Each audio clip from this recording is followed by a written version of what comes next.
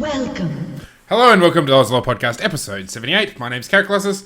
I am host of the show, and I'm joined by three fantastic gentlemen. We're going to be talking this week about OPL Week 5 Part 1. We're going to be talking and patch 5.5. And I'm joined by Scott and Victor and Steve. Hello. Hello. Hello. Very enthusiastic. I think we're all tired. I think we're all going to, like, if we all partway through, like, pass out. 3 hours ago. Say again? I only woke up like 3 hours ago. My fiance's been doing graveyard shift. She just started her new job this week, so. Fair enough. Yeah, graveyard sucks. I did that for like a year. It's the ballsiest. At least I'd prefer to be doing graveyard shift and be getting paid and actually doing something than sitting here and waiting for people. Instead of just playing League till 4 a.m. Yeah. Yeah. Or Smite or whatever you play these days. All right. We are sponsored by the Trinity Force podcast. So if you want to go check out trinityforcepodcast.com, you can find all links to all three podcasts, which is ourselves, the Trinity Force podcast, and the T-Force LCS rundown, and soon to be the Four Wards podcast. The new episode is edited and ready to go. Is it? Says, there you go. Says Mr. Asterition. There you go. Sadly, they still have no idea who I am. As is true with most people in the team. Yeah, I think that's the experience of most people on Twitter. Or Scott, actually. I don't even know if any of them know who Scott is. Oh, actually, that's a lie. Now I've forgotten his name. But Carrot introduced me to somebody, and it looks like my Smite podcast might be making its way in the direction of the Trinity Force network. So, Adam. Yes, Adam. Adam. Ponophobia, you mean? He's like the top dog. Yeah, he's the guy who organizes everything. I have emails from him. Okay, look, there his name is. Yeah. Well, since we're talking about other games apart from League, you should make mention of the fact that the part of the T-Force sort of streaming network, like on this channel, they have Filthy Casuals. They're let's say League of World of Warcraft. Guild, I think it is. I've never played World of Warcraft, so I don't even know the terminology. It's a guild, and they're doing raiding on Thursdays. I'm not sure the times, especially because I got to work out between whatever time zone they use in America and whatever time zone I'm using here. So I think they do it Wednesdays, which might be Fridays for us, and on the weekends as well. That's how time works. Yeah. So there you go, Filthy Casuals. If you're into WoW, just follow the channel and you'll get notified every time something happens and get emails of what's going live. I think they actually do sort of 2-3 times a week. They're doing raids and all this sort of stuff. So yeah, I think they're working through BlackRock at the moment. I think they're working through BlackRock Foundry at the moment, or whatever it's called. Somebody's I even know where that more is. time on their hands this week. That has been watching random stuff, haven't they, Vic? I have not watched a single Filthy Casual stream yet. I just get all of the emails sent to my phone, like, they're doing this week. Delete. They're doing this week. Delete. Probably somebody else that doesn't know Vic's name. Yeah. Anyway, if WoW's your thing, make sure you check out that stream. And our personal website, our own podcast website, is OzLoL.trinityforcepodcast.com. So you can go there, get all our previous episodes. You can donate to us. You can check out how to give us iTunes reviews. We should actually do something to incentivize some iTunes reviews at some stage. Maybe we'll do that next week or something. And things.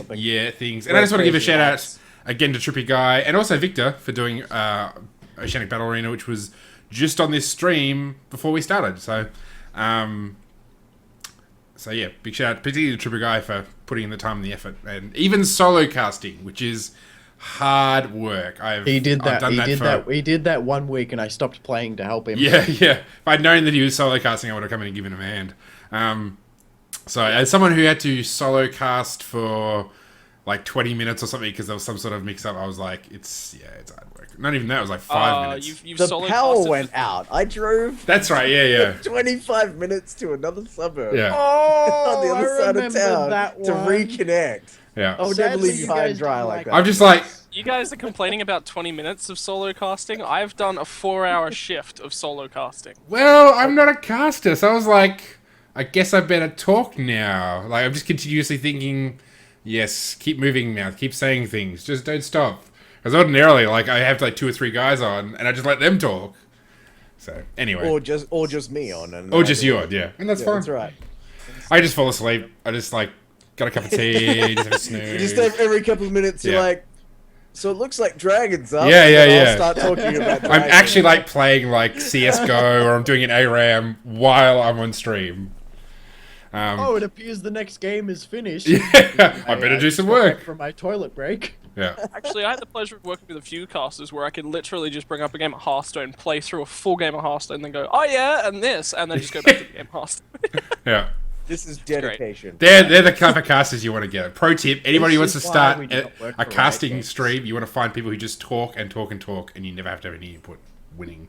Anyway, let's get into stuff worth talking about. So we're going to talk about OPL Week 5 Part 1. So because of IEM Katowice, I think that's how you say it, they have essentially had a bye this week. So they had games last Thursday, and the sort of second part of this week, Week 5, really like 3-week 5 or what, I don't know, but like it's this Monday. So we're only talk about 4 games, which was it was Chiefs, or the 4 teams playing on that Thursday. Chiefs, Immunity, Legacy, and Rich Gang. Of course, spoilers.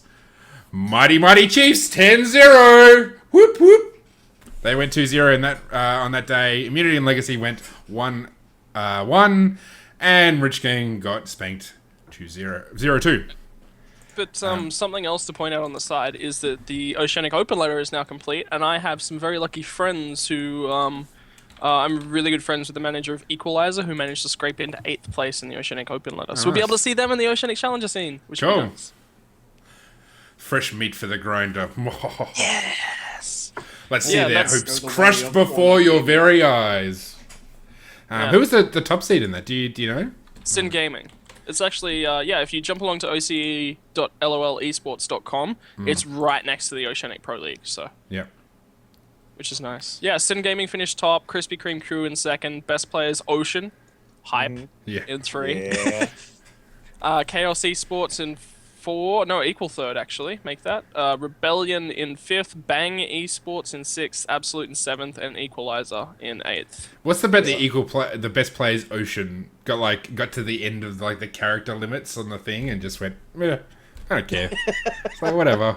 Don't need that last 2 letters. That's hilarious. Krispy Kreme Crew. They're all doing quite well. The challenger teams. I've had the pleasure of getting to see them in action a little bit, and a lot of potential coming up the ranks. Well, I guess what's interesting is Sin Gaming and Krispy Kreme Crew are actually both like at the top together. So like last Open Ladder, it was like Rich Gang were like way ahead, and then you kind of had everybody else.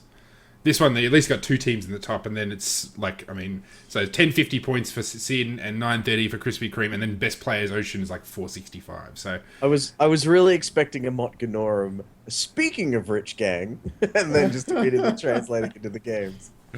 Speaking of Rich Gang, they're having a tough time, and I gotta say, having heard about some of the people who are involved in the behind the scenes and some of the shenanigans, I'm thinking, I'm glad they're having a tough time because, they kind of deserve it. So they went 0-2, beaten by Legacy and Immunity. From what I remember, pretty convincingly. Like, they weren't really in the game in either of them, I don't think. No, they're not the same team that we saw coming up through the challenger ladder, and that's not me saying that they've lost their touch or anything like that. No, it's literally not the same team. Like they've got different members due to their own internal dramas and stuff that's been happening outside. So which is really unfortunate.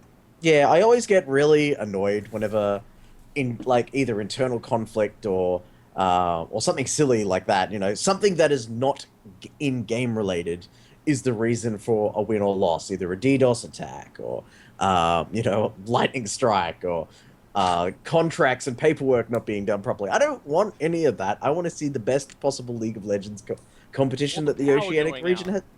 Yes, exactly. That is just 25 minutes. Yeah.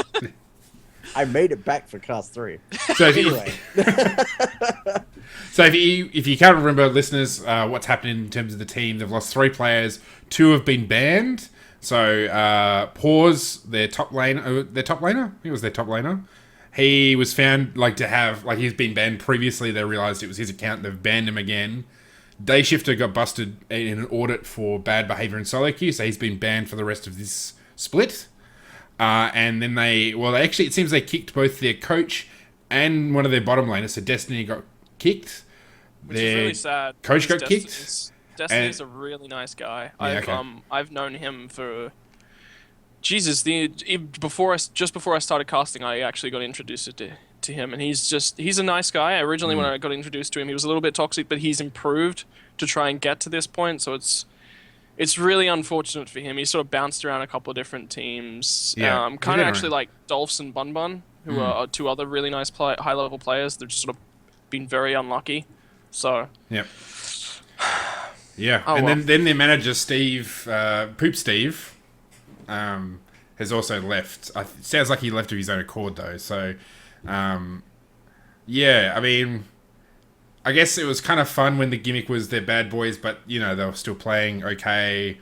But it's turned out that they're actually a bunch of idiots, and they were playing well at the start. Now the teams had to basically reform itself, Yeah. and 3 guys are now playing in a league they technically didn't qualify for. So, and it's less fun when they're not when they're actually jerks. Like, if they're sort of talking up and acting like the whole thug thing, you think, that's funny, that's interesting. But when you sort of see what some of the people have talked about in terms of the behind the scenes stuff and who some previous sort of pro players who are involved with their team who are not nice people at all, you just kind of go, well, the gimmick's not so funny anymore. It's less interesting when they're actual jerks instead of just pretending to be jerks. As someone who does a show that is completely based around that gimmick, I knew from the exact start that they were 100% on board that they are jerks. Yeah. So I know a jerk when I see one because I am a fucking jerk. Victor's Birds of a feather. So people you'll ever meet. He just really wants to be a jerk. Yeah, well, maybe instead of trying to manage Fortnite, you can try and manage Rich Gang then. Maybe that's the 5'7". better fit. Well, no, hang on. This is a perfect moment to say Fortnite hype.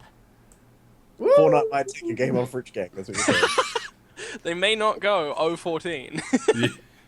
Yeah, it's true. That is true. They may not go. Dream 113 and then they have They're the Stephen Bradbury, Fortnite, the Stephen Bradbury of Oceanic Esports. Like, they're gonna win because somebody else falls over. Victor's just disappeared. Again, that's not what I want to see. Well, let's talk about teams that are doing better. So Chiefs 2-0, Legacy immunity. I mean, I guess. Well, let's talk about the Chiefs immunity game because actually we can talk Chiefs both of Chiefs games because they played Legacy and immunity. So, how do we feel both of those teams went against Chiefs? Because Chiefs, I think, still showed convincing form. It's still looking like. I mean, they really do look like they're going to go 14-0. Like, it's hard to. I mean, it's possible that they're going to lose a game, but the form they've been in has just been so good. It's really like 14-0 is actually really, it's worth thinking about, and that would be amazing if they do. And I'm pretty sure in their game versus Legacy, they actually went 14-0 and kills the deaths. But yeah, not really counting the Scion self-sacrifice at level 1. Yeah, that of doesn't course. count. No. And I have now figured out a rune and mastery page to not die at level 1 on Scion. Oh really? That seems incredibly counterproductive. Yeah, that seems like a bad idea. Like Hey, you guys, want to die because awesome strategy. I found a way to not use it. yeah, like Well, it means that you clear the camp about 3 seconds. Oh, it's about the same sort of time. But I suppose the benefit of Scion's passive is that he can respawn on the fountain and immediately TP, so there's no 8-second basing time. That is like the most benefit from Scion's passive that you can get. I don't. Because like when I've timed it and I've played around with the runes and masteries, and So you don't die at the camp. You then go back to base and then you teleport to the top. Okay, all right.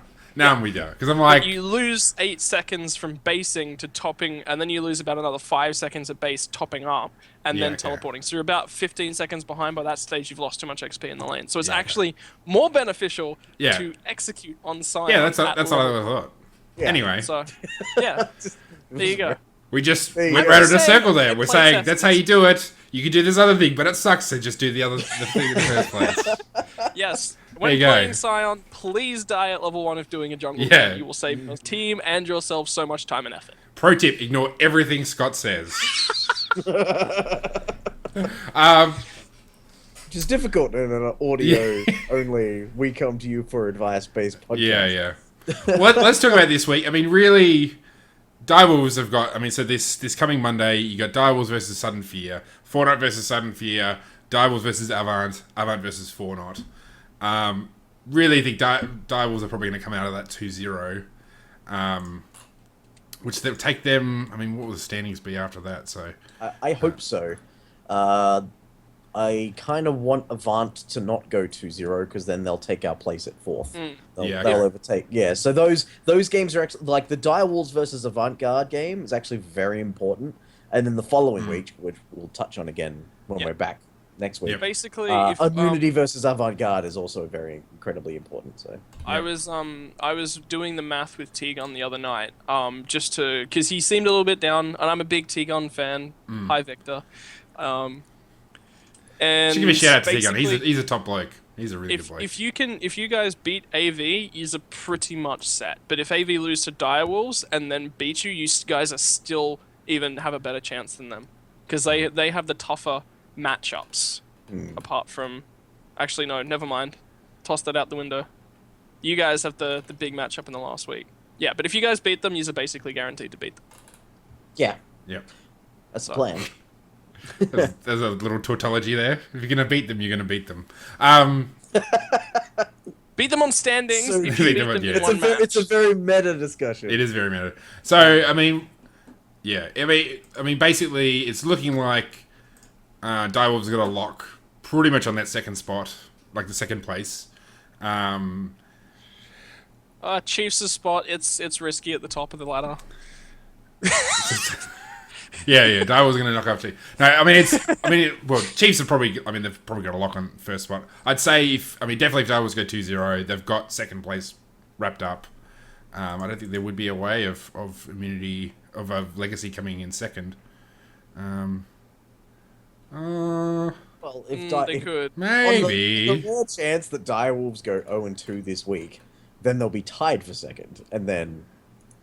Yeah, that's... Yeah. Yeah.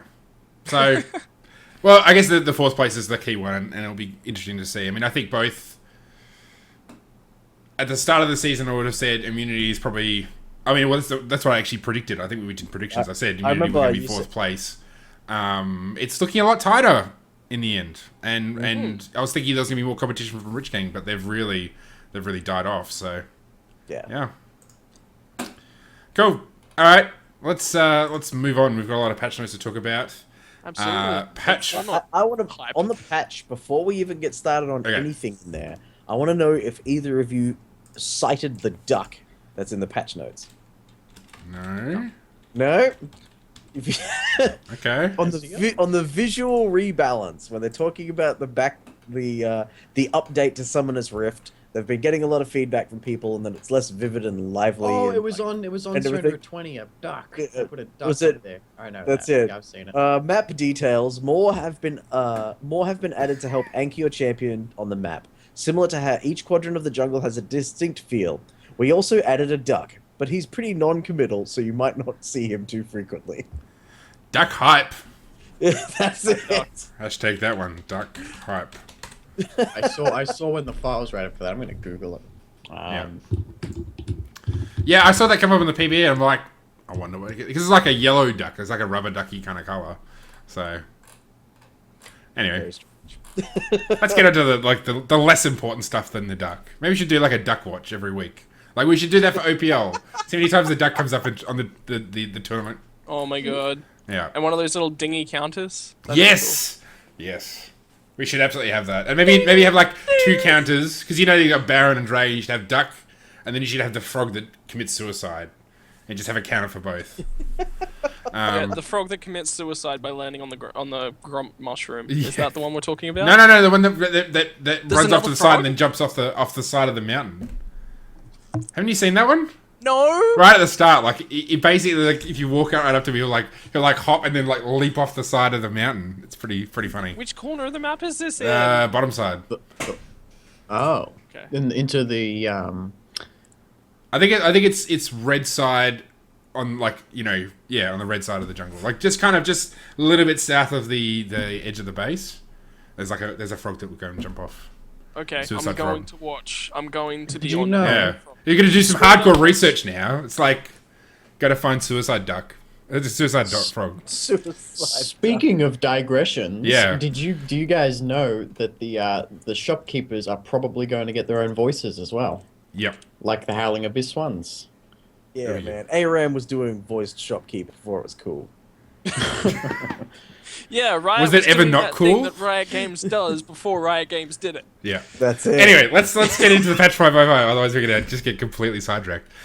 So Bard has been released. We're not going to talk about him because we haven't played him. You should And go also, we check talked out. pretty extensively about him last week. Yeah. We all think that he has too much utility. Yeah. No, I don't think he's got too much utility. I think he's got the right amount of utility. But I am a support player. All right, Azir. So Azir has had his base attack speed increased, his soldier attack rate increase, and the spear pass-through range. It says total range unchanged, so it must have been like just a. Oh, that's a because numbers. they've increased the soldier's attack range by 50, so they decrease the speed Oh attack yeah, through okay, range yeah. by 50. All right, yeah, okay, cool. Small buffs. Can't really see. That's not really a buff. That's more of a quality of life change. It just plays out better. The Oh, yeah, soldiers of at course, the yeah, moment yeah. feel really, really restrictive in their range. Yep. But his Q burst with them and one auto attack burst following that Q with them is really, really high. So Hmm. rather than doing that, what they're doing is just spreading his kit out a bit better. Yeah, I mean the 0.025 increase to his base attack speed's okay. I mean it's That's not a gonna. buff. That's a flat buff. Yeah, I mean it's not gonna hurt. It probably means he's gonna get like his fourth attack will be 0.5 seconds faster to arrive, but I guess with these things, I mean he's so ridiculously powerful, or he could be so ridiculously powerful. They kind of have to curb the buffs because they could just make him insane. It was Wait, a very he's still in the noticeable patch nerf, notes. He's though. not viable yet. Say again. He's still in the patch notes. He's clearly not viable yet. Yeah. Well, yeah. it'll be a couple. Say that it'll say be a that to couple of weeks Cassidy. before this patch is adapted for professional play.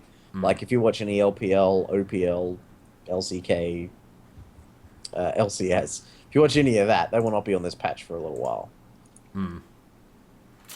Gragas had his base mana increased by 100, so it goes from 300 to 400, and the cap damage versus monsters with his W, that's his Drunken Rage where he drinks and then hits them, increases, so the max, because it's percentage health, it increases by 50. So He's better at taking Dragon and Baron. That's pretty much what's happening. Yep. Like, I suppose- And I his still early have his That's early games are a nice. bit easier. Well, me and can start Tribal at red Mind buff. agree. Me and Tribal Mind agree that for me this is a buff to Gregus jungle, and for Tribal this is a buff to Gregus support. What? So the less common. Well, Gragas yeah, rolls the got base buffed. mana is pretty good. I mean, what's the cost of his Q? I don't know. I don't know. Quick look. I haven't played him in a little Wiki. while. Yes. Can't So we- he's can't we barrel roll. Can't we just agree it's a buff to Gragas? Yeah, no, it's 60. Well, it's 60 mana for his Q and Yep. And his scales up to 80 with, Yeah. with rank, so. More casting. All right, so we had some Yeah, that's bug good. fixes for Karma and Karthus Ha. and Gangplank. Fine, just move on, why don't you? Cassidy. He's Cassidy, stretching his still bound. nerfed. Okay, so they've reduced the cooldown on his Rift Wall by a second, which gives him a 2-second cooldown at max rank, which is kind of a bit ridiculous. Dangerous. Well, I mean, it goes from 3 to 2, so it's not like in the scheme of things, it's still.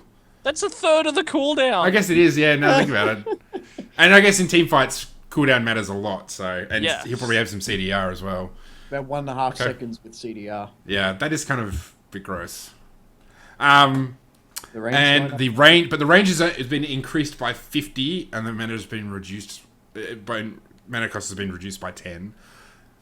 Really, this is still. I mean, he's still pretty. Like the range is probably the most important thing. Like if this had been what he'd been taken to last patch, we'd still say this is a huge nerf.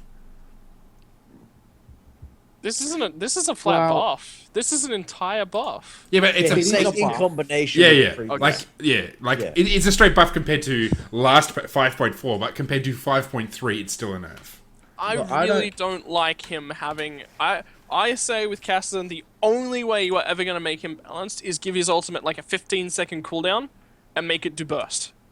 But maybe not a huge amount of burst. You know, you still want him to be mobile. 15 seconds is like a LeBlanc distortion, right? Give him Yeah. that. Well, you probably. I mean, what's Ezreal's essence flight or whatever it is? The his dash, his arcane shift. But Ezreal's Well, his arcane shift shift is only 11 does seconds damage at to max one rank. target. Yeah, Say again? but it only does damage to one target. Yeah, That's yeah, the yeah. important- But I mean, it's it's, also not an ultimate. yeah. yeah. Yeah, well, So- I mean, this is his ultimate because the idea is he gets to use it a lot. Like LeBlanc's is an extra ability that you can use twice with her ultimate. Like that, they're all identity things, and like thematical things. But my big idea with Kassadin was to swap Force Pulse with Rift Walk, up the cooldown of Rift Walk and up the stacks that he can get with Force Pulse. Make Force Pulse his key ability, and the more stacks he has of Force Pulse, the shorter cooldown he gets on Rift Walk, which has become his E. That was my big idea. I'll talk about more of that on a Victor episode, but I think the big changes here. Why do I He's feel a- that we just had a commercial? Yeah, we just got ripped Yeah. off. Have to go listen to a different I don't- podcast to get all the info. Anyway, keep going. I think because when we first saw the mana changes, we were like, oh, big whoop. But I think we should have paid more attention to the mana cost changes because I played him when it was 60 mana last night with Steve on an ARAM, and I played him with 50 mana a couple times today, and I realized it last night, and I realized it again today, that previously you couldn't. This stacks up 4 times and increases the mana. It doubles each time the mana cost. Previously, it went up to 1,200, and my Kassadin build, I finish on around 3,000 mana. I'm only using that a couple times at best, and What is so that? using Rod of Ages, Tear of the Goddess. Rod of Ages, Seraph's Embrace. Yeah. You're not really getting much use out of his ultimate when it's at 4 stacks, because you just completely yourself, and no way your W mana sustain is going to give you enough mana to sustain 1,200 mana costs. But then it went down to 980 at 4 casts, and suddenly I can start casting this at 4 stacks. And then I realized the damage it had behind it, which the bonuses, because the damage goes up flat, I think around 50-ish, and then it scales off your maximum mana as well. Keep in mind, I'm finishing at 3,000-ish mana, and I was getting bonus damages up to and around 400 magic damage. Yep. Now Because it's it's gone 6% down. max mana. Yeah, and now I've gone down to 50 mana each cast. So now it's way more sustainable to be able to cast this at 4 stacks. I found myself sitting on the side, casting it up 3 times, and then jumping into a fight, so I have the extra damage. But I still have enough mana to sustain Rift Walking. It's turning into a Vladimir E, and that's what I don't like about it. On an ultimate ability, yeah, I don't like it on an ultimate ability because the ultimate That's has fine. too much damage. And like, that's why I think it should change to being his E. I perfectly agree with you. I don't like the mobility he has being on an ultimate. Yeah, I mean, Mobility, damage, and the scaling, it's Yeah. just too much to have on an ultimate. Make his ultimate do flat damage, put it on a longer cooldown. I really, Victor's got the right idea, I think, with the Force Pulse, and the stacking of charges. And I think the right idea with the Force Pulse and the stacking of charges, as you mentioned it earlier, Victor, was to not just cap it at 5 stacks you get your ultimate, cap it at 5 stacks, and then you receive a small, or, kind of like Thresher's soul pickup. For each bonus stack after 5, you get reduced rewards. the thing is, if you take away his mobility, you essentially gonna have to turn him into something else apart from an assassin. Because the thing about all assassins is they have mobility in one form or another. So Katarina has resets. The problem he has Zed now- has his shadows. LeBlanc's got her dashes. Like if you put it on a longer cooldown, he's going to jump in, and then he's Yes. dead. Yeah, see, my big idea with this wasn't to... It was to, yes, swap Force Pulse with his ultimate, But then the thing I wanted to, and then up the cooldown of Rift Walk, and that gives him some kind of safety thing in lane, so we don't give him a god awful early game when we're trying to balance him. But then make his Force Pulse stack up to 30 or something just really massive. And then every stack you get of Force Pulse lowers the cooldown of your E and then all those stacks go away when you leave combat for a while, or if you get 30 and you activate Force Pulse and it does this big nuke, and then your cooldown goes back to being massive. So well, you're in the but then fight, you go back to the same problem of what they're trying to get away from, which is 0 to 100ing people, and they don't want that. Like, there's no way you could. No, they do want because that. it's still gated by how many stacks you need to acquire before you get the big burst. And the idea is he's going to start ramping up in this fight. He hasn't got a lot of mobility at the start of the fight. You need to deal with him early, or he becomes a problem at the end of the fight. That was my big idea. But the problem here, right, with Kassadin is his current optimal build path makes him both an assassin and very tanky. Yeah. That's Especially with his major passive. problem.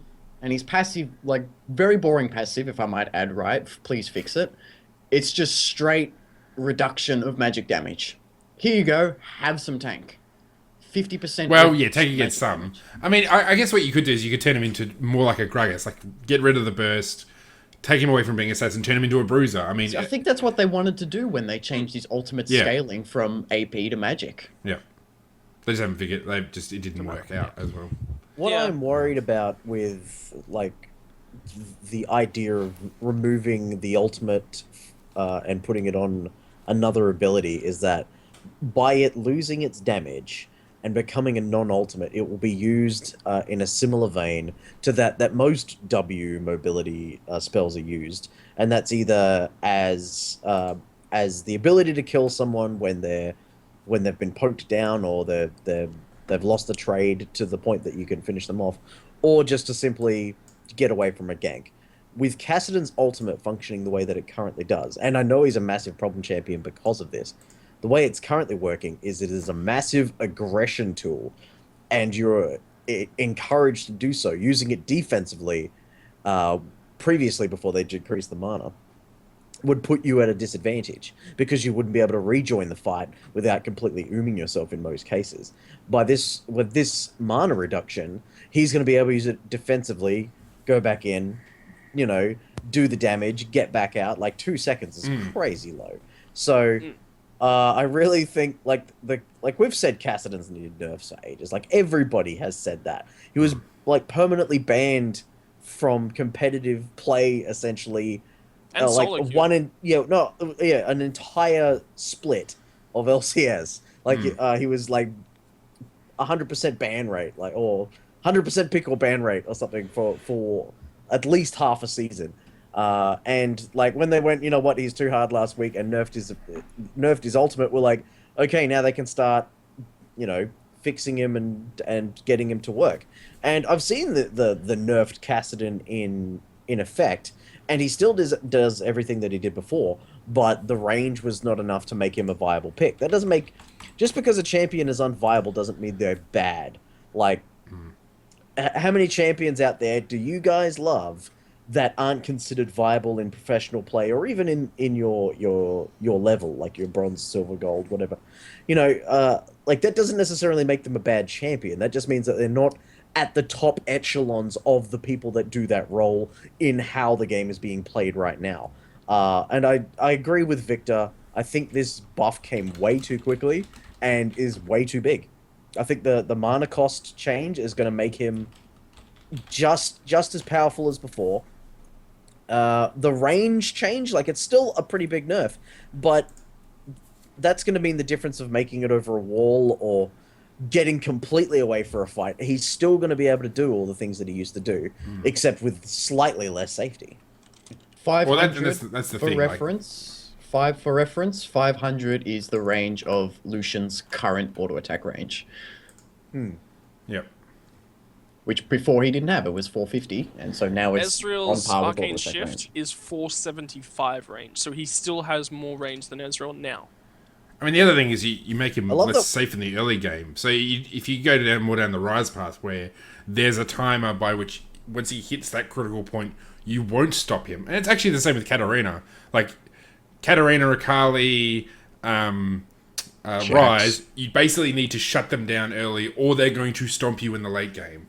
You can do the same to Kassadin. Yeah, it's still going to be a problem, but I mean, to be honest, he's going to be a problem. Like he is unless they completely redesign his kit, and I don't see them taking. Like I mean, the part of his whole concept is that he jumps around, that he teleports. So essentially, I mean, it's kind of like a Lee Sin. Like Lee Sin's a problem. The only way you can fix Lee Sin is by obliterating Lee Sin and going back to the drawing board. And people are not going to respond that well to it. So, you've made an interesting drawing line between Lee Sin and Kassadin here. Lee Sin, the point with Lee Sin is he's viable because he either gets his job done early and then goes into tank, or he doesn't get his job done early and all of a sudden he's just literally just this initiate bot that's got one combo, and if it doesn't work, he's gone. You know? Whereas Kassadin's got multiple combos. He can continue to jump around. Lee Sin can go in, out, and then he's dead for 5 seconds, literally. Right? But There's nothing he can do in that time. But Kassadin's 2 seconds. Oh, look, 2 seconds. Oh, look, 2 seconds. And in the meantime, he's getting this bonus effect from everyone's spellcasts. What do you do in the middle of a team fight? He can cycle Force Pulse 3 or 4 times in a team fight, depending upon how the fight plays out. Right? Well, if you increase it so he's scale, like he has less base damage and scales harder off items, then yes, he's going to become more snowbally, but it means if you shut him down early, he can jump around, but he does crap all damage. So that's the alternative. Yeah, I would go really back to the like drawing board. I think I'd like to see them give him the Urgot treatment for now, just because Kassadin, in a competitive tier, we've just seen him for too long do the same things no matter what they do to him. So just give him the Urgot treatment until you have a viable setup for him. Lee Sin's the same, though. Lee Sin's slipping out of viability a bit though, like with other junglers becoming better under new circumstances. Then again, we've got a whole bunch of jungle item changes this patch, so who knows? Yeah, I don't know. Kassadin, I just break him down, put together what his theme is. Your magic is powerless against me, or whatever. Like if that's what they want to do, I think that's the way to go. Make him full like anti-mage, uses people's magic against them. That's my big idea. But mobility is the strongest stat in the game. Yeah, why not give him all the invisibilities, turn them into Vigar ultimates? All of the magic damage he does scales off the AP that other people have. Yeah, it's not bad. Questionable. Or the other option is go back to his old passive where he gains bonus attack speed. I really, really like to split push Kassadin. Well, see, that was a fun thing. I brought up an idea with Steve. There's actually an item on Dominion called what's that map called? Carrot Colossus is saying Crystal Scar. See, he knows things. Yeah, I had to recess it deep in my memory from my NA days. Yeah, there's an item on that map that stores magic damage you take, and then you can activate it to send it all back. And I thought that would be a really good passive to stick on Kassadin. Yeah. It's a bit like Yasuo's shield in that sense. He sort of stores it up and then lets it out when you hit him. All right, well, we should move on from Kassadin because we've still got a lot more to talk about and not that much time. And I'm sure there's plenty of more opportunities to talk about Kassadin for the rest of the year. Lissandra, slight damage nerf. Well, sorry, slight damage nerf at level 1 on her Q, which it's 5 damage on level 1 of her Q, and then it's 25 damage at rank 5. So basically, the reason is she's got too much wave clear, so they're slightly nerfing her. Not that big a deal. I mean, I think a lot of her power's in her ult, so. Well, if you actually read the paragraph there, it says, in all levels of play, Lissandra can be summed up in one word: consistency. In each lane that she sees play, her relative safely, thanks to her amazing wave clear, sets her up as a top-tier threat thanks to Frozen Tomb's unforgiving CC. Now they continue to go on, but that pretty much sums it up, is that Lissandra can be played top or mid, and she doesn't have any bad matchups, really, when you consider how effective her wave clear is, and how she can just... anyone who tries to tower dive her just dies. Yep. So, that's safety that hasn't really existed in a champion since Israel Season 2, you know? No, Ziggs. Oh, yeah. Yeah, like just kill that guy. But like that's poke. That's different. Yeah. Yeah, like Lysandra can literally Zhonya's herself at level 6. Like she could literally have that same effect. Whilst doing a massive amount of damage to every single person who's tower diving her, whilst also having wave clear and an amazing escape. Like she's very, very consistent and very safe. And you can first pick her in almost any pro game, and people will praise you for it. They won't say, "Oh, I think first picking Lysandra here is a mistake," unless like Jar and Narvan, and like the Narvan combo was still at its height, and that's open and not banned or something. Like Lysandra has been really, really good, and I think the Q will be a big enough deal to drop her priority just a little bit, depending on how it actually plays out. Like if her wave clear takes a big enough hit, like if this 5 damage or 10 damage at level 2 is enough during the laning phase so that she's not nearly as safe as she once was, then that will have an effect. But it really does depend how it plays out. All right, let's talk about Nautilus, one of my favorites. His damage on his W and the ratio has been reduced by 10 at level 1, and then 40 at level 30 at level 5.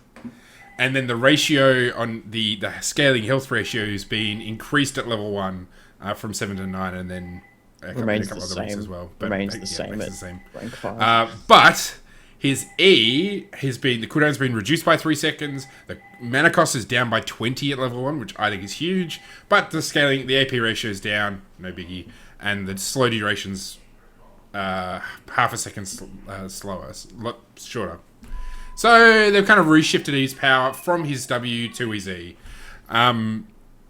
But I think the mana change, the mana change on E is huge, because that was one of the most crippling things about Nautilus. Is you couldn't really spam that ability before because you just run yourself out of mana too quickly, and you're not building mana on Nautilus. So it was pretty much you use it at that one point in the fight that's going to make a difference, and then you set up your auto attack snare and the hook and all that sort of stuff, and lay down all your other abilities. The fact that they've lowered the cooldown and lowered the mana cost means you'll probably still run out of mana, but you'll be able to cast it maybe 3 or 4 times instead of maybe 2 or 3 times. Well, it's halved the cooldown at rank 5, so that's huge. Yeah. I mean, late game Nautilus, like, he's tanky as all hell, and now he's going to be slowing you twice as often. Yeah.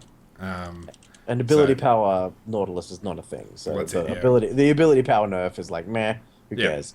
The slow duration nerf is who cares? He has 5 forms of CC. Yeah, that's it. Reducing one of them, not that big a deal. And considering that level 5, he's using it twice as often. So in some ways, it's actually like, level 1, it's less of a problem because you're in the jungle anyway. So basically, you're losing slow duration at the time where it doesn't matter. And then at level 5, late game, it doesn't matter anyway because you're CCing twice as often. Yeah. And from what I've heard and seen of the new jungle items benefiting tanks a lot more, he may just come from out of nowhere and go, hey, look, I'm viable again.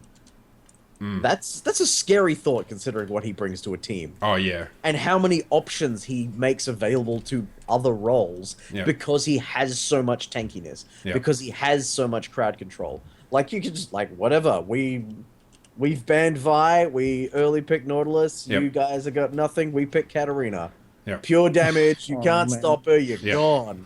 Actually, it's something I just realized, compositions open like that. If you're red side, you go from your red buff to the top, and if you use your Riptide, when you're clearing the red, if it goes on cooldown just when you finish clearing, it may not, when you go to immediately gank, it may not be up then, but now every time you go from red buff to the top, or even from blue buff to the top, you're going to have that E there. So you've got your hook, you've got your, you've got the E's going to be up, and then you got the root with his auto attack, and then red buff. So it's just top lane ganks at early levels with him are going to be pretty nasty with that reduction of 3 seconds. It's just huge. This also gives him the option, a better option of starting towards the red side. It's not as brutal on his first clear anymore. So, Cool. All right. Well, let's move on to Italy. Oh, is there any? We'll move on to Italy. So they've. Thank God. I'm so glad they're doing this. They're changing her W. So basically, they're taking it away from current health magic damage with a little bit of base damage and a little bit of AP scaling to pretty solid base damage and, not so great scaling, but they're getting rid of the current health scaling. So that's great. thank goodness. Yeah. Holy cow. So nasty. Why did it have it in the first place? Oh my Yeah. god. Oh, hey, look, Nidalee is a top tier pick. Let's just remove small portions of a kit and then just give her a bunch of bonus stats, because why the hell not? So her W now at level 1, it deals 40 damage instead of 10. And at level 5, it deals 200 instead of 100, but its ability's power scaling gone from 0.02 to 0.2, but yeah, no current health. So overall, it's not as good, but that's a good thing because it was stupid before. I'm not sure why this needs damage on it. It's really just to set up a cougar attack. Because everything else has damage on it. Everything. Oh, it's all got I mean, damage. non-damaging, unless it provides, most non-damaging abilities provide a lot of utility. I'll give credit for this change to Nidalee. It's the first change Riot have done to Nidalee in the last 10 patches we've seen Nidalee that has not completely changed the way Nidalee's been played. It's sick of it. Yeah. I'm wondering if this means this is going to get rid of her jungling. So obviously the Cougar jumps, but I would imagine that the damage that she was getting before against monsters was pretty good. Maybe against It's blue buff, amazing. yeah. She had one of the fastest clears in the game. Yeah. Nidalee Jungle had one of the fastest clears in the game. Like, when you think Nidalee, you think, the chick throwing spears, she turns into a cougar, can jump on things and stuff like that. You don't think, oh yeah, she's killing all the creatures in the jungle. That's not a mental image that Nidalee should give you, so... Yeah, Well, then again, having said that, what mental image should we get when we see Nidalee? Her identity and playstyle have been changed so many times in the last 2 seasons, from going from old Nidalee, the chick that threw spears and dealt damage equal to your health bar, to the chick that auto-attacked you in lane and dealt a bunch of magic damage so you couldn't build against her, and only when played in top lane, to not being played so she could throw spears and do nothing again. To now the jungle bitch who can also play in mid lane and top lane and do whatever she wants. Well, she's meant to be a hunter. She's kind of meant to be sort of a Rengar style, more, female Tarzan kind of thing. Gonna hunt you down in the jungle. There's no escaping. The cougar's got your scent. That's the theme that Nidalee is meant to have. Cougars aren't going in and killing gigantic golems at an amazing rate and then continuing on to kill some raptors and stuff. It's... I mean, just say, I sort of bring it up because I just wanted to check. There was no capping of damage of a bushwhack on jungle creeps. So it was basically, doing the 12 to 20% current health damage with no cap. So I think that's probably... I suspect a lot of her power in her jungle was in that. So it'll be interesting to see how she goes as a jungler now that they've taken that out. Yeah. I guess it is hard to notice that damage, I guess, because it is a damage over time. So you think, oh yeah, look how much damage I'm doing on clawing stuff. Yeah. Maybe we'll notice it now. Yep. And hopefully I'll never see her again because I'm fucking sick of it. Yes, thank you. Get rid of Nidalee. Over her. I want to If I see kill her. a unit, if I kill a unit by jumping on it, I can jump again. How is that How was that even a change that went through Riot's head? Scott, she doesn't need to kill the unit. She just needs to jump to it, and she gets the jump back. I know. What the fuck is? Oh, let's, They yeah, thought. no. They thought. You guys remember when Kha'Zix was really powerful? Yeah. How about we put that on Nidalee? All right. Basically, the entire Nidalee rework was okay. We nerfed her ratios on her spear. We nerfed how wide the hitbox on it was. Okay, now we can give her a bunch of other stuff. No, you can't. The problem with her was that she was spearing from long range and doing tons of damage, and then still leaping and being able to do the same sort of thing when a team fight got to that point. It's Now, overcompensation, let's is what just you're saying. let her still do the same thing with a slightly little bit more difficulty, but give her a bunch more ways to access more damage. At what point was that ever going to be a good idea? Well, At what point? it adds versatility, but it's my problem is like when she was AD, she dealt magic damage, and that was the thing I really hated. The simple change there for me would have been change all of her Cougar damage to physical. Now I can build armor. Now I don't have to build a little bit of armor, a little bit of magic resist, bunch of health. Fuck it, she's still dealing damage. I'll just go somewhere else. And then she went back to AP. Now she's throwing spears for half my life bar and jumping in with long range Cougar with heaps of movement speed to get that long range Cougar jump. I really just wish they'd keeps stop putting changing. Nidalee. I really wish they'd stop putting Nidalee in the patch notes just because of Victor's reactions. I'm sick of it. She just keeps changing all the time. Actually, I haven't heard the Well, that is very thematic. I haven't heard the She's Black a and shape Ola changer. 5.5 TLDR. I imagine he has a lot to say about this as well, because I know that back in the day, when Nidalee nukes was still there, he was pretty upset by that. Let's move on. We've only got we're gonna keep moving along. Shyvana, she now deals bonus damage against marked targets with her E. Deals 2.5% of maximum health damage per auto attack instead of 2, which is a nice little buff. Don't know if it's really. Yeah, I'll be interested to see if it changes the equation. I can't imagine it would, but it's still nice. It still makes Shyvana, Blade of who's the Ruin that? King. Blade of the Ruin King very attractive on her. Yeah. Just percent like 2 cents is a percentage percent. yeah. Oh, and it's maximum health either. It's not current health, so it's really that's good. I like that. I guess she's kind of just so situational because of, like, I mean, in solo queue, I guess you could always play her, but in terms of sort of pro play, she's kind of situational. If there's lots of tanky top laners, she's good. She's she's perfect less good against against Lysandra and, people like that, so. We will There's a call shout upon out. her we will call upon her and Trundle when we need them, but for now they are completely useless to us. Yeah, it's basically like, oh hey, Mundo's back in the meta. That means Shyvana and Trundle are automatically popular. Yeah. Why? Because Shyvana deals mixed damage, which makes it hard for Mundo to handle her in the early game and itemize against her correctly, which means Mundo just builds the Warmongs and he's fine. Or hey, look, Mundo's back in the meta. Trundle can just steal all of his stats again. Yeah. Yeah. Shyvana is a CC-less tank.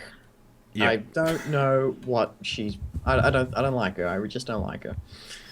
Scion, the mana cost on his Q is down to 45 mana at all ranks, but the ratio on his damage, his ratio on his damage has been increased as well. Sorry, from 0.6 at level 1 to 0.65, so basically a little bit of damage on his Q, and then Oh, the that's cost. not at per level. That's on the charge. Oh, the on- charge. Yeah. Okay. Sorry. Yeah, the charge. And then the Roar of the Slayer, his E is 30. Now it's got scaling mana costs. So, no, I mean, That's just shifting Nothing the huge. power around. I've been Yeah, playing a that's it. huge amount of Scion lately, and that's just shifting the power around his kit where it needs to be. The Yeah. problem with Scion is when you initially play him, he feels like you should be maxing out his Q, but you always max his Q last, right? Because his E just has all this armor shred for 35 mana at all ranks. Yeah. And all this damage as well. It's really, really efficient to max the E. Now it's like, okay, what sort of matchup am I in? This is a really nice balance change, actually. Well, the E is what really gave him his bully power, so that's why we're always maxing it. And I don't know if this is going to change a huge amount. I'm probably still going to max E. I mean, I'd like to see what DeClaude thinks about this, personally. Especially since he just did a podcast with Tribal, the poor bastard, and Sion's changed. And, previously with Roar of the Slayer in top lane, you just cast this whenever it was up. It was up, rah, it was up, rah. Now I think you're just going to be a bit smarter with it. Maybe at level 9, but probably not at level 18. Like, At level 55 1. mana cost is not a huge deal at level 18. Not really. No. I mean, at level 18, this skill was basically your armor shred and your slow. You didn't have it for your damage. You maxed it early for the damage because that was the only time you were going to get any damage out of it. Yep. I just want to point out that I've seen Scion in an absolute crapload of professional games since his rework, and Swiper. I don't think I've ever seen one experiencing mana problems. Yeah. So it's the numbers on the mana costs I don't even think are relevant unless they go up a lot.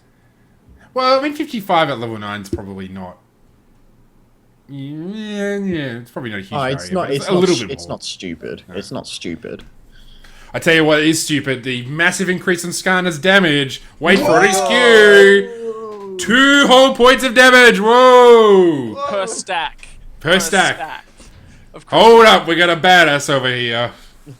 Okay, so no, he gets 2 damage on the basic damage of Crystal Slash, as well as the 2 damage per stack on the bonus. Oh wow, he gets a total of 8 damage across all of his stacks. Wow. Better. Right, please nerf. Come on. What are you doing? And the magic damage on his E's gone up by 60 at level 5, which I mean that's pretty decent. It would matter if we not a maxed huge E. It would make a difference if we didn't max E last. Yeah. I was just thinking, it's like, that's interesting. I'm not sure how they can use a basis of comparison because no one's ever cast his E ever. So. Yeah. Maybe we will. I obviously don't know why they actually even put in 2 damage. Like 2 damage is like, you might as well just make 1 damage. Why not make it 0 damage? Like, it's like token. Anyway, it's nice. funny. Well, I think it's very similar to the Banner of Command patch notes. Yeah. Really. We'll get to that. Sona, she's had her ult reduced to 100 mana at all ranks. Not biggie. Now, Tristana. This is an interesting change. So, now, each basic attack against a target marked with explosive charge reduces the cooldown of rapid fire by 1 second. This is going to be a huge deal, like, late game. I mean, essentially, I don't know what the cooldown exactly is, but I would say it's almost probably low. I imagine it would be low enough that, level 18, 6 item build Tristana is just going to have it on all time. This is actually not that big of what you got to remember is that explosive charge can only be hit 5 times. So toss explosive. You can only actually, reduce the cooldown. it's only of actually 4 times because initially Like- when you cast it, and then you can only increase the damage 3 times, and the 4th attack procs it. So it's only 4 seconds. 4 seconds is still pretty good in my opinion. It's got a cooldown of 20 seconds, Garrett. Yeah, okay.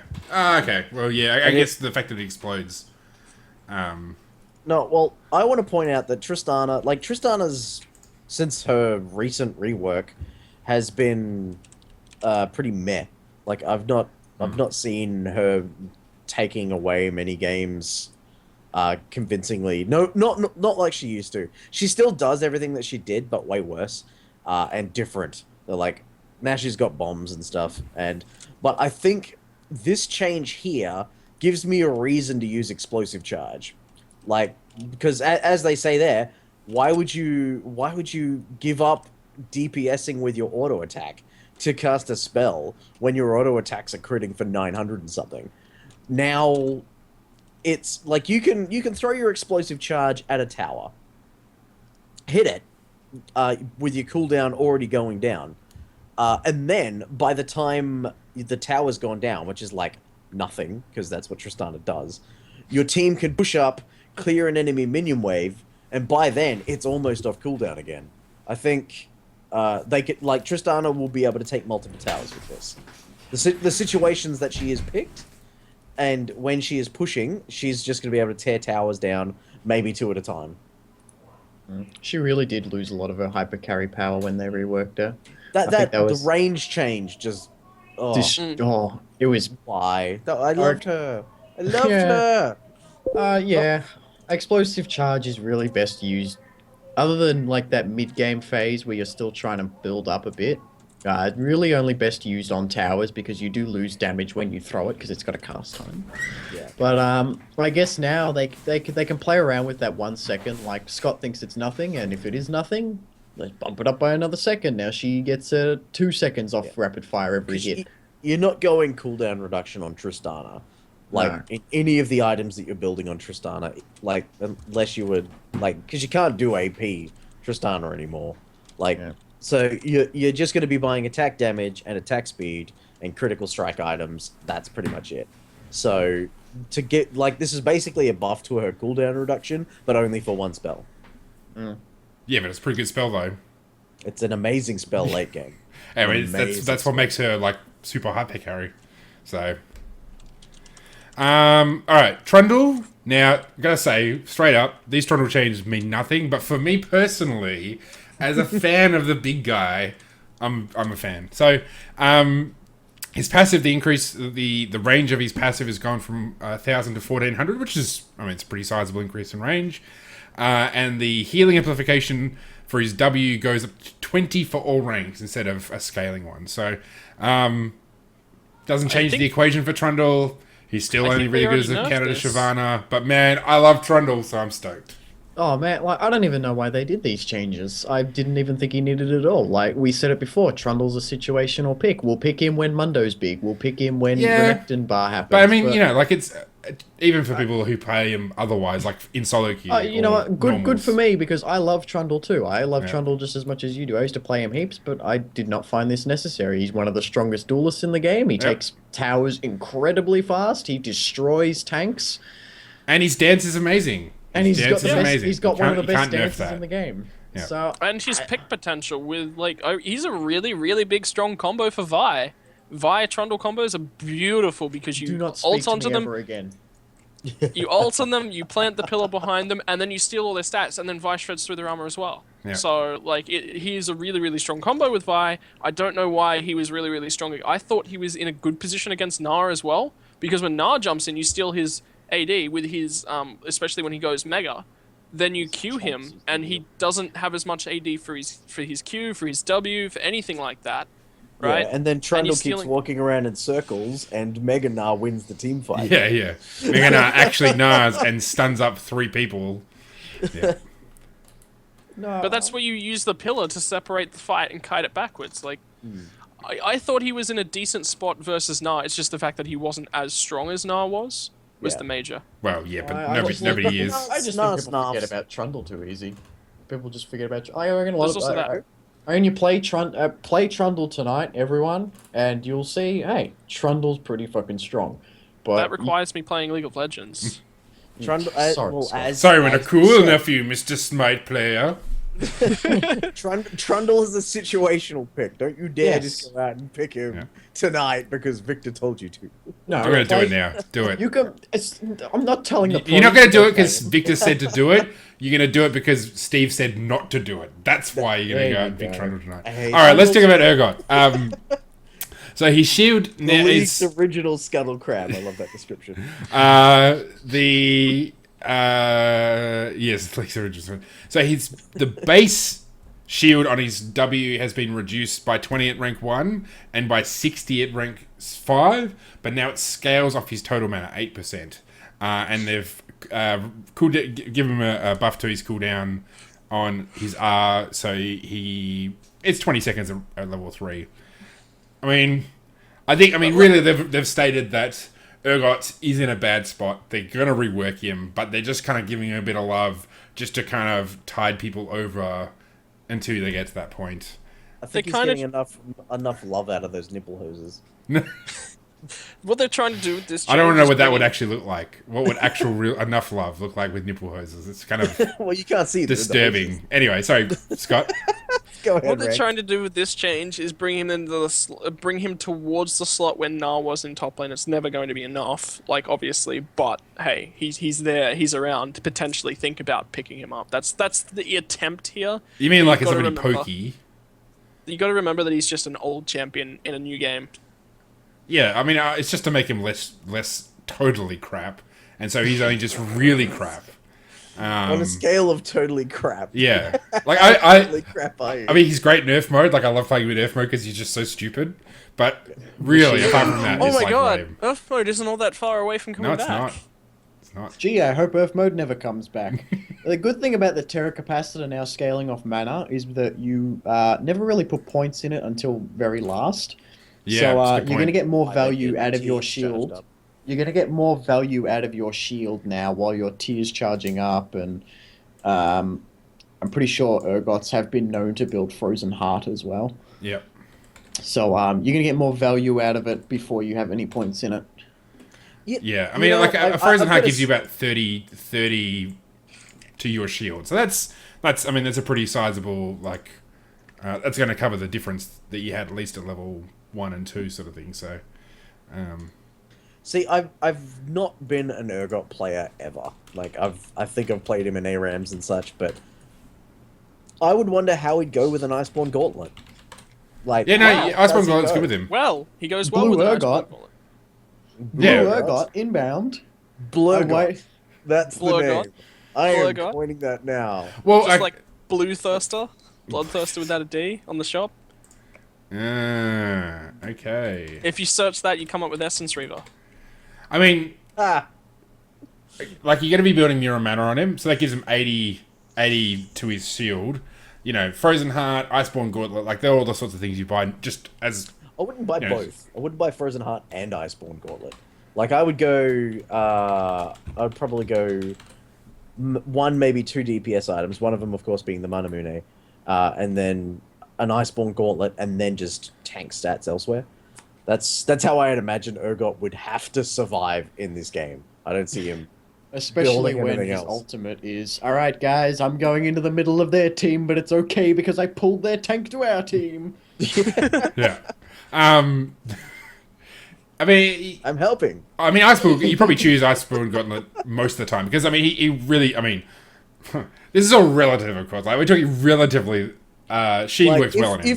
Yeah, Like, what is it? so If- Iceborne Gauntlet, like, Iceborne Gauntlet or Trinity Force are worth getting. These are important strategies for Nemesis mode. Yeah, that's it. I like Urgot. Like, I mean, he's dumb, but I kind of appreciate it. But yeah, don't pick Urgot. We are talking top lane Urgot too, aren't we? Yeah, of course. Don't play him in the bottom lane. That's crazy. Unless you That's want to crazy do the talk. Victor Pradley Urgot support special. Only if you hate everyone and hate Oh. life. Okay. Games. I must admit, Victor, games are a lot easier to win 6v4. Vigar. Missile speed is increased on his Q, and his event horizon now has a 0.5 instead of 0.75 delay on his car. So dialing back a little bit of the changes. Steve, you're pretty happy about this. What gave you that impression? Don't know. The missile speed increase on his Baleful Strike is just awesome.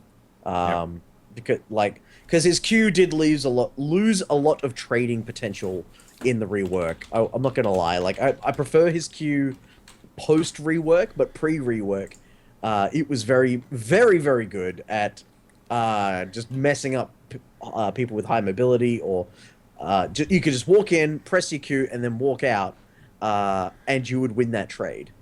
And you can't really do that with the current Baleful Strike. So. But The you missile can win speed- jungle ganks. What? You can win 2v1s. You get double the damage. Steve, please keep talking. Yeah, a missile speed increase of this might make it a lot easier should make it a lot easier for him to farm. Not only to farm, but to also harass in lane. It's better for trades. Like 2000 is the same missile speed as Ezreal's Q. So that's that's pretty fast. Much better, yeah. Yeah. Pretty good. And the Event Horizon changes, like everyone's been bitching about Event Horizon, and there's very good reason for that, because the 0.75 delay was pretty distinctly different from before. Like I've played him since the patch, and the stun is still very good. But changing it down to 0.5, I'm fine with that as well, because for all the reasons we discussed when they did the rework, now he's again more powerful. It gives them less of a chance to get out of a really well placed one, but it's all like in its current form, it's going to be made for forcing the enemy's hand rather than you setting something up to take advantage of, unless they're already in a pretty bad position. So I like it. I really like the change. It's important to note that the Event Horizon changes closely match the Cho'Gath Q changes from a little while ago, where they removed the delay a little bit, brought it back in line, and made it not so random. Yeah. So that's important as well. It's because Cho'Gath's was anywhere, I think, between 0.75 and 1.25, but it was supposed to be 0.75, and now they brought it back to 0.625. I just looked this up, so quote me on it. Nice. Well, It's probably because they probably stopped coding it as a minion. Yeah. They actually played Cho'Gath in LPL right before we went live. Like solid mid with Ignite, Carrot's gonna be Cho'Gath. so happy. Yeah. Damn it! I had a bet with a guy that in the next, between now and the end of the year, which champion would come back, and I almost said Cho'Gath. Yeah. Well, I don't know if he's back. That's harking back to is that season 2 LPL innovator Snoopy. LPL cheese strats. I'm not sure if LPL it's here to stay, but it could We'll find it could out. be because his ultimate got changed a little while ago, so that its cooldown is greatly reduced when you use it on minions. So Yeah. why the hell not? He might become a thing. So wait, where was it? Really, The it's top not lane or going to become jungle? a thing. No, I said mid lane. What? Mid lane Shogath. Yeah, I've done that. You know what? He's a good pick into LeBlanc because he silences her when she Just jumps in and puts her in screams the at her. air. Yeah. Oh, I don't like this. Okay, get off track. Anyway, let's talk about Vi. 5 movement speed reduction, and her base damage on her R has been reduced at first and second rank by 50 and then 25. So a little bit less burst for Vi at level 6, which is probably deserved. I mean, she's nasty. It's not like she's just she wrecks face so hard. What does this change mean? You gonna nerf me, Ryan? I'm still here. I mean, there's so much of her damage is tied up in an E, though, so in some ways it kind of doesn't really matter as much, because she lands it and then she punches you for that third punch, and then it's like, you're done.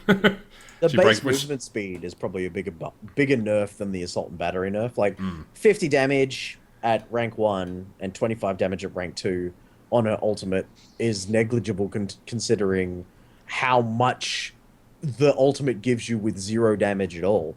Like, the movement speed buff is going to be very important for nerf. Movement speed nerf is going to be very important because currently she is the absolute #1 jungler across professional play, and she's just amazing at tower diving. She's amazing at ganking. She's amazing in the early jungle. The movement speed is going to make deaths from ganks slightly, and I mean slightly, less likely. And that's very important, especially considering the OPL games where Spooks just went crazy on Too Vi. deep! Too deep! Yeah, just well, he was like 5-0-2 or something, so it's like, meh, who cares?